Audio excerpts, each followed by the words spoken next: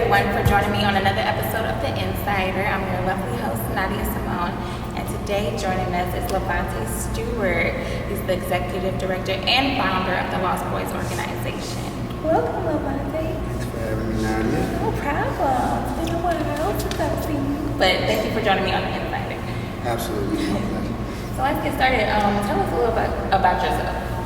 Sure. Well, I'm Southside born and raised, and actually South Shore, the same community where I started the organization. I came back and started this organization it's been a decade now, 10 years ago. And I started it in direct response to a spike I saw in violence in the community, and also this attrition rate in terms of youth baseball. It used to be, baseball was really a big thing in South Shore. Every boy played baseball in this community for a guy named Dennis Palmer in South Shore League. So I was coaching in another league. This guy decided to fold it, so I kept it going because I saw the need. And I was also drawing off of personal experience and things that had happened to me in life. And so one of the biggest keys was there was a lack of male mentoring in the community. So I saw a big need for that, and I thought that if we could provide mentoring tied into the baseball, that could be huge for the kids. And so 10 years later, I can adamantly say and empirically say that that's truthful. So what have you seen from then to now? What has changed and evolved since you first started? Oh, wow. A lot has changed and evolved. Like I said, initially it was just baseball. But within a few years, we were kind of forced to create a model around this mission to decrease violence and improve social conditions for kids. So that mission, it forced us to kind of think programmatically in terms of our models, what we were going to do. So from there, we've been able to develop really strong models. We've been able to test some things and prove some things up and change direction or change course when we see some things weren't working. We've now grown. We were 100% volunteer driven. We're still driven by volunteers, but we now have about a paid staff of about 8. We now have an office space, a shared office, a leased office space inside of the youth center. And our operating budget has exponentially increased. So just 4 years ago, we were operating probably at about $18,000. And so to date, we're operating somewhere around $150,000. So, we're really optimistic that we'll continue to grow that budget, we'll continue to scale the organization and scale the operations. Great, very awesome. So as far as the kids who participate and are in the organization, was it hard, like at first, like getting them involved, to like now, is it more easier to get them involved? Or? Yeah, that's a good question, Nadia. I really don't see much difference in the beginning from getting kids involved to currently, right? I think the kids are always interested. The problem is the parents. Getting the parents on board, getting them involved. That's been, I think, where we have the consistent problem. But as far as the kids, they're all in. Right. And once we kind of get going and other kids see us, they just kind of gravitate towards us. Yeah, that's good. That's the main thing, I think, parents, adults, like we should get more involved or we're willing to, and then that will encourage the kids like, so like can you talk about the baseball games and everything and the parents' participation in that? So in terms of the baseball season, the kids play about 25, 30 cents a game. Well, let's say 15 to 30, it depends on the age of the team. We're now up to 8 teams. We're up to 8 from 6 last year. We added, we've actually diversified the program a little bit more. We brought girls in 4 years ago. And so now the girls are about to outnumber the boys, amazingly. Yes, it's very, that's the oxymoron. Right. So we have 10 and under girls, 12 and under girls, 14 and under girls. We just added 17 and under girls, which is girls who transition in high school. But so the kids play about 15 to 30 games. Parents, biggest thing we really need them to help do, we form a booster club with each team with the parents to help them get involved, and that's to provide the support that we need. Honestly, it's not extremely successful right now. There's still a huge reliance on my staff and my volunteers just to get everything done. So parents are supposed to come together to figure out transportation and carpooling because the kids do what's called travel ball, which is usually left more for an elite group. Parents pay $1,200, $1,500 to do this, and the kids travel all around the place. And we wanted to give kids, moderate to low income kids the same experience. So we provided them with this opportunity to travel. So they're all around Indiana. We're fundraising right now to take some of the girls' teams to Georgia for a tournament if we can. And so all we ask the parents to do is drive.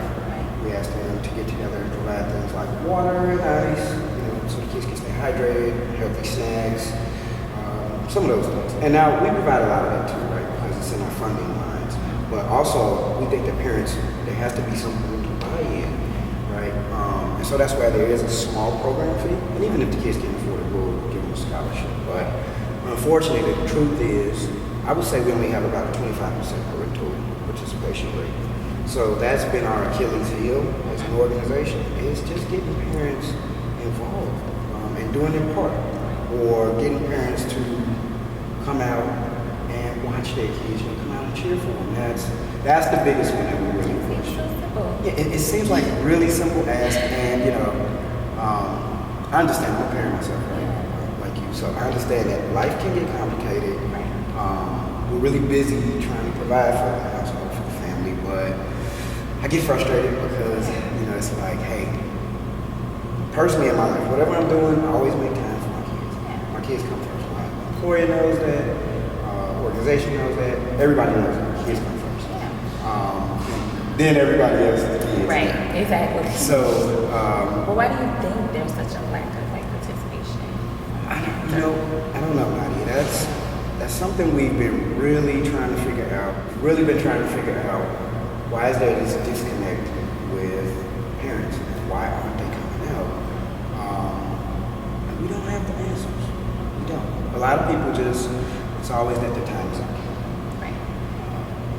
So, we have to keep going, we pick up. And actually, when I step back and I look at it, then I really understand our need. I see why we exist. Because these are the kids that, if parents aren't involved in something like this, it means they're not involved in some other aspects of the kids' lives. And this is what gives them all of that idle and free time. And this is how kids kind of get pulled into, negative behaviors. Well, this is, from a social scientific perspective, this is when risk factors increase and protective factors decrease. We kind of become that mediator. And so we noticed that. And so that's been one of our goals, is to help to increase the protective factors for the kids and reduce the risk factors. Awesome. That's a great goal. I think that's what they need. So with the kids, personality-wise, what have you seen? Like, some of the kids have been with you for a long time. And then even when you first started, what changes have you seen in some kids that, when they first started with you, or kids that have been there, that know you and know how you are as a coach, and even, as a father figure, what changes have you seen in them? So the whole thing is, what I'm finding in our research of our own data, and looking at kind of a longitudinal study of what we've been doing, it takes time. Some kids longer than others, but it takes time and it takes consistency. And so that's what we've been trying to give them. And so when we look at the older kids who are around 19 to 20, are the kids who started out with us a decade ago. And the majority of them are doing pretty well. Those who stuck through, those who are still around us, are doing well. So for example, one young man who was with us from the very beginning, Dartrey Brinson, just came back from Atlanta. He just went down and we helped him connect and get recruited there. And so he's just committed, signed a letter of intent for Clark Atlanta University. So he's going to be going on a full baseball and academic scholarship. We were able to get him into the city college system, so he played 2 seasons at Olive Harvey, kept his GPA over 3.5, and so everything is just falling in place for him. He did have something, we had to help him work through the court system a few months ago. He was caught with another kid that had a gun, and so this almost marred him, this almost really ruined him, but by showing up as court advocates, it made a huge difference. When the judge was able to hear, and the court was able to hear, this history on this kid, and then he didn't have a track record. But Dartrey is one of our better cases, right? Now, on average, we get kids like Miles, who's now 19 or 20. He's also in Governor State University, and he's looking to go to a larger university as well. So Miles has kind of always been up and down, and he's still with us, but for the most part, he's been a really angry young man. And now he's more calm. He knows how to deal with his anger, channel it into something more productive, and a lot of times he'll credit us for that. The biggest thing we hear from the kids or the parents is, and I think being here kept me out of the game. Unbelievably, but believably, because of Chicago. That's the biggest thing. We become the game. We become that external family for the kids. And so, that's what we see over time. Consistency over time. And we see progress. We see them do what we hope that they're going to do, which is get on a positive trajectory in life, and that's done through mutually beneficial relationships. So that all speaks to the core philosophy of our social science theory that we use, which is called sports-based youth development. And without turning into an egg here, it kind of connects to some other social science theories, but that's the whole goal. Right. Yeah, that's awesome. So what is the most important thing you want people to know about your organization? The most important thing I want people to know is we're more than baseball. Yes. So oftentimes when people talk about us, it's kind of, that's how we're framed. Right. And there's nothing wrong with it, right? There's baseball everywhere. That's what I want them to know is that this is just a little bit more special than just your average baseball program or your average baseball league. There's more thought, there's more effort, and that's with no disrespect to the leagues or programs that exist, right? They exist to serve in the capacity they serve in. Right. And we exist to serve in this extended capacity that we serve in. This is just the vehicle. This is just the hook. And so that's what I want people to know is that we're more than baseball. We're more than baseball. Like a family is like an outlet for these kids to come when they have nowhere else to turn. That's how I view it. I would call us a social school, if I could call us anything. I would call us a social institution. And so we're bridging a gap. We're providing a service and a product that most, speaking candidly, most black communities are saying that they're missing. We've got these strong mentors, men, women, straight, gay, Christian, Muslim, atheists, whatever it is, this diversity, right? It's not just this homogenous group of people trying to indoctrinate the kids. They got all this walk of life around them, so they have different people that they can relate to, right? Because we get kids like that. We get kids who are struggling right now with their sexual orientation. We get kids who are struggling with spiritual beliefs or religious beliefs. So by diversifying the staff, we've got all of these people that can kind of speak to these little nuances that the kids have going on and trying to identify with them. And so our programmatic model, what we're doing, we're filling the gap. We're doing the things that people are saying that black kids aren't getting a chance to do or aren't getting. We're mentoring them. We're exposing them to other cultures and enriching them in that sense. Like this year we're studying Islamic culture. Last year we studied Jewish culture. And it's not just studying it, it's engaging and interacting with that population. So at the end of the day, they create new relationships that they can take with them. We've done the same thing over the last 2 years with our local police. Police know our kids by name. Our kids know our police by name. So we don't have a Black Lives Matter versus Blue Lives Matter issue with our kids. In fact, in 2 weeks we'll be celebrating our police, and we'll be partnering with the Park District and Real Men Cook, and we'll be doing a big barbecue to celebrate them and just to tell them thank you for everything that they do for us in the community. So those are kind of some of the little things that I think often get overlooked with us when we're talking about until people look a little deeper and say, okay, it's more than baseball. But that's the biggest message, is more than baseball. Yes, and I feel like anyone who doesn't know of your organization will get the sense, because that's what I got before I even started working with you guys, and that it was just more than baseball, that you guys really care about these kids and their future, and molding them and trying to let them be great in life. Yes. That's great. So what does the future hold for the Lost Boyz Organization? Future's bright.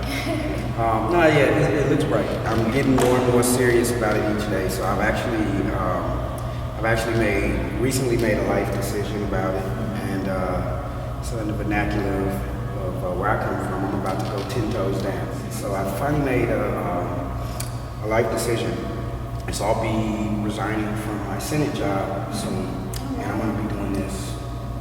You can say full time. I mean, I won't be getting paid for that, but I'll finally, this is where I'll make my bread and butter, and it'll allow me to put all my energy into this and just get it right. So that's the start. I think I can really kind of catapult the organization to that next level, where we're beginning to scale up in size and replicate, whether it's in other communities or other cities. Because now I'm starting to get requests from colleagues in other cities saying, "Hey, why don't you come here and try it out, try to model out here?" So we're considering it. So hopefully that's what the future holds. Is we're spreading, scaling up. We become recognized for what we're doing. Great. Now, how does the people that you work with at your full-time job, how do they receive everything? They're awesome. They're really awesome. They're extremely supportive. And at the same time, now I have a respect for them. I want to do the right thing, and it's committed to one of the other. So I've worked for almost 7 years for State Senator Kwame Raoul, and the chief of staff is really close colleague as well. And so they've always been super supportive. Maybe times I need to leave work early, and I have to clock out there, let me leave, or I need to come in late, or I need to take a day off to go do this. And I know it can really be testing because I have these responsibilities there, and they're allowing me to free myself up to do this. So I'm gonna miss it because I love politics, I love public service, but this is still public service. Right. And I feel like this is your purpose. Yeah, I do too now. Yeah, I feel like it's my divine purpose, right? Because I was a little bit of a knucklehead, a lot bit of a knucklehead when I was younger. Now, I actually ended up, when I was 19, I did 4 years in prison while I was off of college. Because I just had an affinity for firearms. I was involved in gangs. And I came from an upper middle class black family. So, we were like the hucksters. And I still got caught and pulled into the cipher of the street. So, the conversation is always, we always hear low income blacks, or it's kind of this, this narrative that's just the poorest black kids they get caught and everything, and that's not the truth.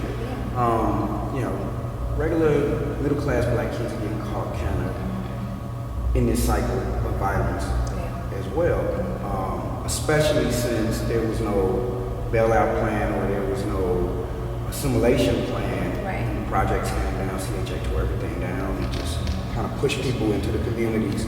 And South Shore got a lot of people, and that's not to say anything bad about the former CHA residents, but that was just a different culture. And I hung out in projects when I was young, so there's a totally different culture being introduced into community subcultures.